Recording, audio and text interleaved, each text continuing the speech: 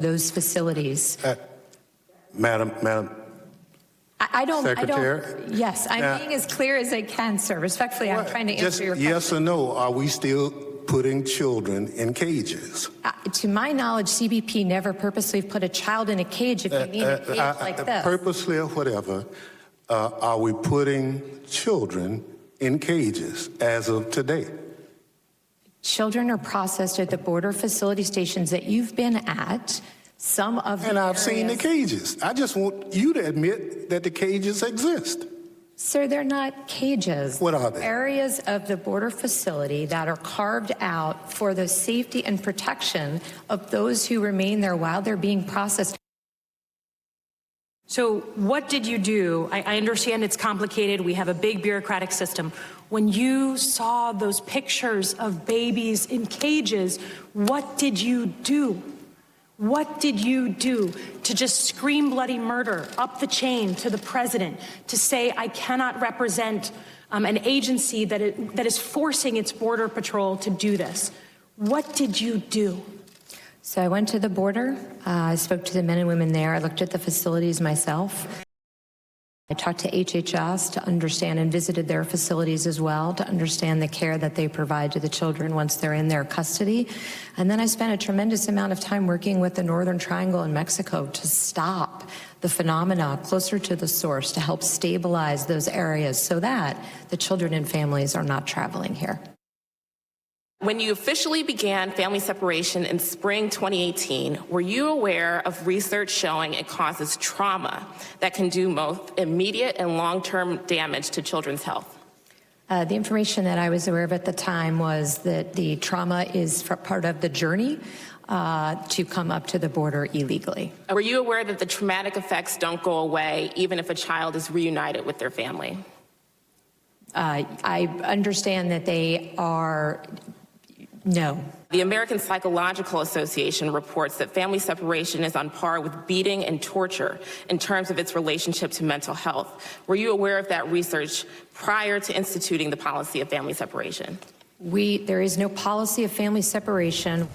Elise, there's a lot to dig through right there. Obviously, Jeff Sessions, when he was Attorney General, explicitly said the zero tolerance was meant as a deterrent, because the idea was if you came to the border and you thought you might be separated from your children, you wouldn't even make that attempt to cross the border.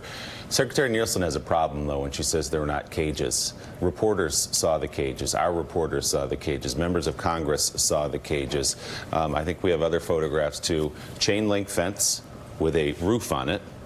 And they're locked inside. I don't know how else to describe that. It gives me the chills to think about we're actually at the point as a nation, as a society, where we have congressional members asking the Secretary of Homeland Security, are these cages like we put our dogs in outside? Which I would even argue that sometimes those cages are inhumane for animals.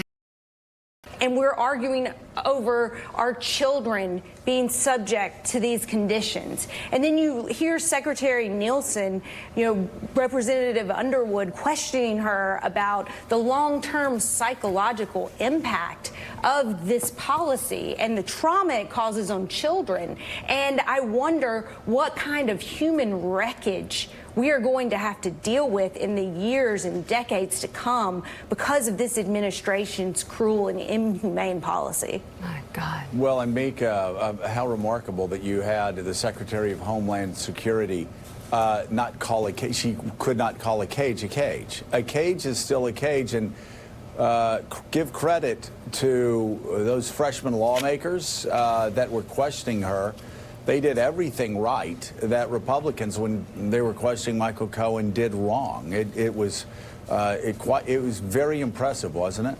It was. I thought we saw actually some of the star freshman women performing yesterday, doing their duty, their service to this country, asking measured questions, not making a show of themselves, asking questions, and showing the answers that were being made available to them, which said more than anything we could ever understand about what's going on here.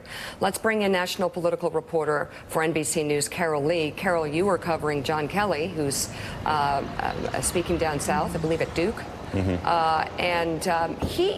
We'll get to that, but he, I believe, Secretary Nielsen worked for him, and he brought her to the Trump administration. What more can you tell us about her qualifications for the job as Homeland Security Secretary, or the dynamics there? How did this happen? Well, basically, you know, Secretary Nielsen and John Kelly were very close. She was his chief of staff when he was named Homeland Secretary, and then she came over. She was his top deputy at the White House.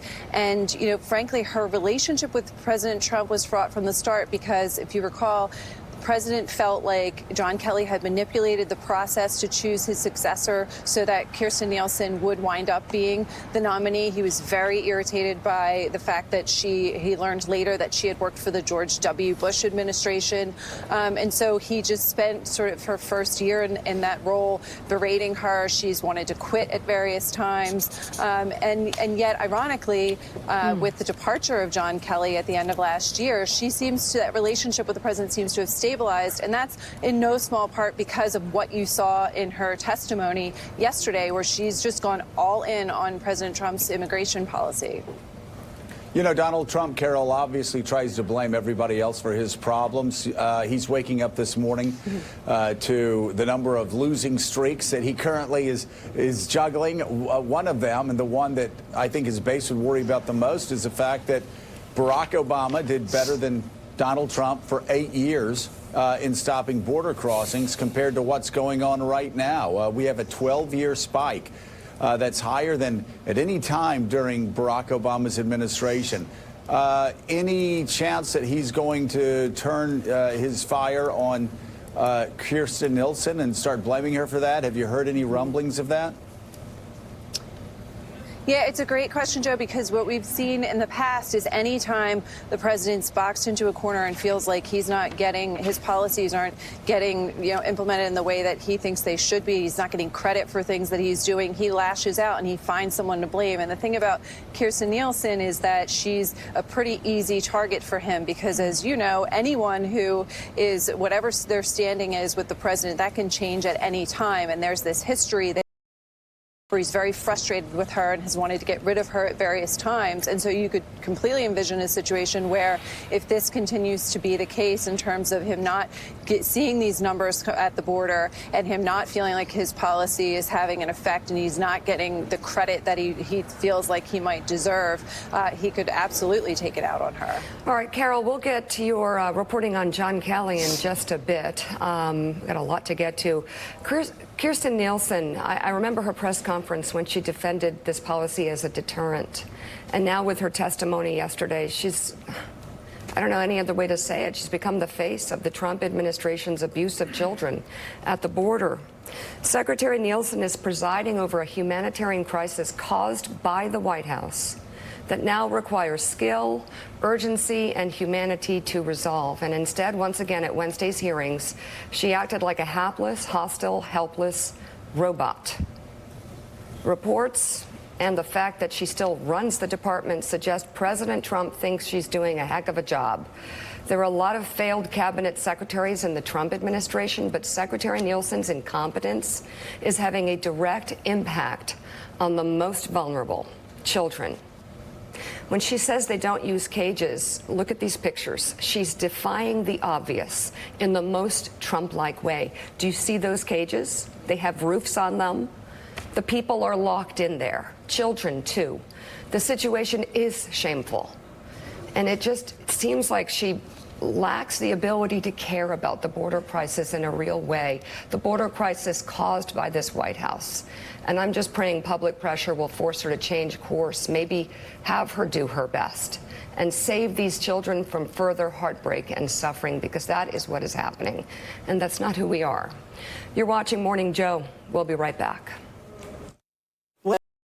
There's a chain link fence enclosed into a chamber on a concrete floor represent to you. Is that a cage? It's a detention space, ma'am, that you know has existed for decades. Does it differ from the cages you put your dogs in when you let them stay outside?